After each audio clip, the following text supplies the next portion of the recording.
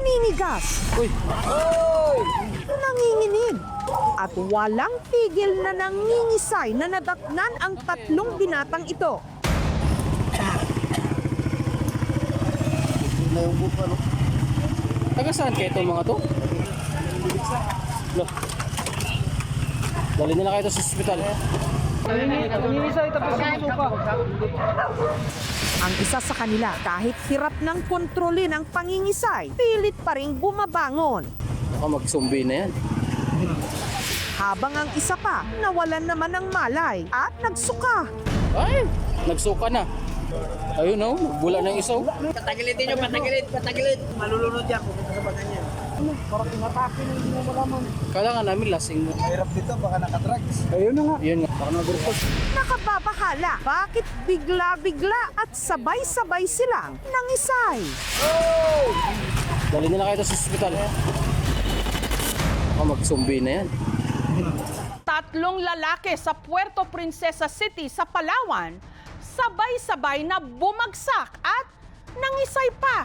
Ang itinuturong dahilan, itim na sigarilyo. Ano ito? Nangyari ito sa Puerto Princesa City sa Palawan at ang isa sa mga nasa video, tiga barangay Mandaragat, 17 anyos, menor de edad, pero pumayag siya at ang kanyang pamilya na magpa-interview sa kondisyong itatago ang kanyang pagkakakilanlan. Tawagin natin siyang Aaron.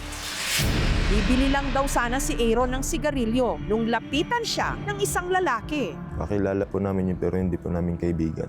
Sabi niya, wag na daw po kami magbili ng sigarilyo. Kaya bibigyan niya lang daw po kami ng sigarilyo.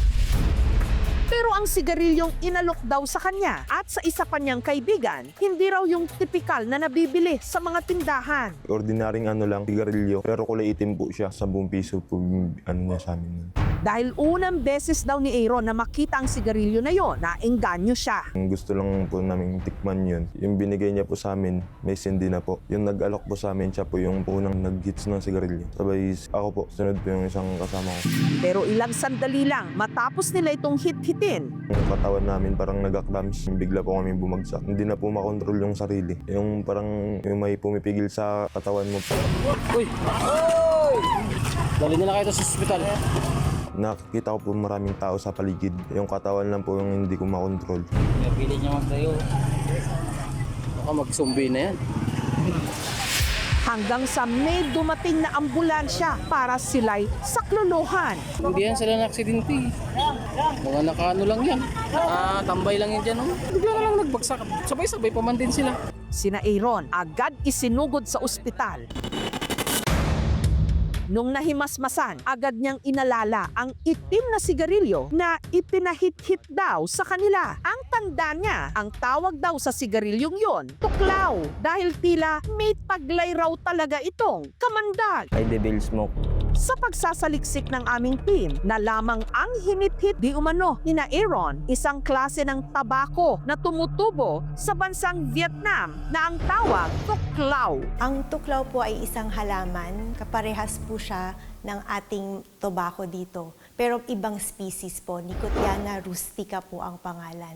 Wala po ito sa Pilipinas. Ang native na distribution po ng Nicotiana rustica ay sa South America. Dito po sa Asia makikita siya, particularly sa Vietnam, sa Bangladesh, saka sa India. Ang tuklaw po ay ginagamit talaga para sa smoking. Kung ikukumpara po natin yun sa ordinaryo na sigarilyo, para siyang nanigarilyo ka ng more than 20 sticks ng cigarette a day. Sa 1 gramo lang po yun. So, ganun ka-concentrated kapag hininga natin siya, didiretso po yun sa utak. Lolokohin niya yung utak natin para mag-release ng feel-good hormones. So, isa po dito yung tinatawag natin na dopamine. Kaya po nakaka-addict ang nicotine. Wala pang batas na nagbabawal ng paggamit ng tuklaw dito sa Pilipinas. Dahil sa taas ng nicotine content nito, ang sobra-sobrang paggamit ng tuklaw maaaring magdulot ng pagsusuka, Ay! Nagsuka na. pagkahilo, o hindi kaya pagkawala ng malay. One of the possible side effects could be seizures. Pag first-time takers, the toxicity may be more excessive for you compared to somebody who already smoked nicotine. Seizure is the hyperexcitation nga of yung mga neurons natin in the brain. Nagkakaroon din ng changes in yung pag-movement, consciousness, even behavior. When it comes to seizures, of course, we have to bring them to the hospital as quick as possible. We can lie them to the side and wait for it to stop, at the same time calling for help already. A typical seizure would last for less than 2 minutes, pero if it's 5 minutes, we consider it status epilepticus, which is very serious form of seizure na kailangan aggressively na i-manage na natin. Pero saan nga ba galing ang tuklaw na inalok kina Aaron? Ang lalaking di umano nag-alok nito kina Aaron, nakausap ng aming team. Itago natin siya sa pangalang Michael. Ayon sa kanya, hindi raw tuklaw ang kanilang hinit-hit, isang parang tabako na nakalagay sa botelya. Bumili po ako ng use sa tindahan. Nagkataon na rin po yun na dumating rin sila. May dumating na rin na isa na may inabot sa amin. Hindi ko rin po alam kung ano yung ano nun, pero sa itsura lang po kilala ko. First time lang po na may nag-alok sa akin. Hindi po itim na sigarilyo yung ginamit namin. Ginamit po namin yung sa glass po na may parang tabako na itim sa loob. Para lang po siyang usok na sigarilyo, parang ganun po. Pero po yung lasa niya mapait. Sabay paglakad po namin ng mga ilang hakbang, bigla po kami nagbagsak kasi may nakita na akong tuldok na nagalapit na nagalaki. Ang pamunuan ng barangay Mandaragat agad nag-imbestiga. Wala po siyang maipakitang picture sa amin during that time. So kami po yung nag-search, pinakita namin sa kanya yung picture na ito at kinumpirma niya na ito yung kanilang ginamit. Ang ipinakita nila, yung tinatawag nilang vial. Mala cylindrical test tube ito na sa loob may damo. Depende po ito sa magiging content. Mani po itong mas malaki ang adverse effect. Kung hindi po tayo sanay sa gumamit ng mataas na nicotine content, ito po ay very disturbing. Samantala, habang ginagawa ang ulat na ito, ayaw pang magbigay ng opisyal na pahayag ang mga otoridad kung tuklaw o vial ba ang sanhi ng pangingisay ng mga binata, lalo't wala silang na-recover na ebidensya. Hindi pa po natin tuko yung laman. Meron na po tayong mga leads. Hindi lang po natin may divulge yung ibang information. At after po na kumpleto natin yung ating investigation, ay papaalam po natin sa ating mga kababayan kung ano po talaga yung nilalaman nitong vial at nitong sigarilyo. Yung dalawang minor, yun po ay nanindigan na ito ay kulay itim na sigarilyo. Ang isa naman ay umamin siya, yung item na yun talaga ang ginamit nila. Ang tatlo isinailalim sa drug test. Napag-alaman po namin na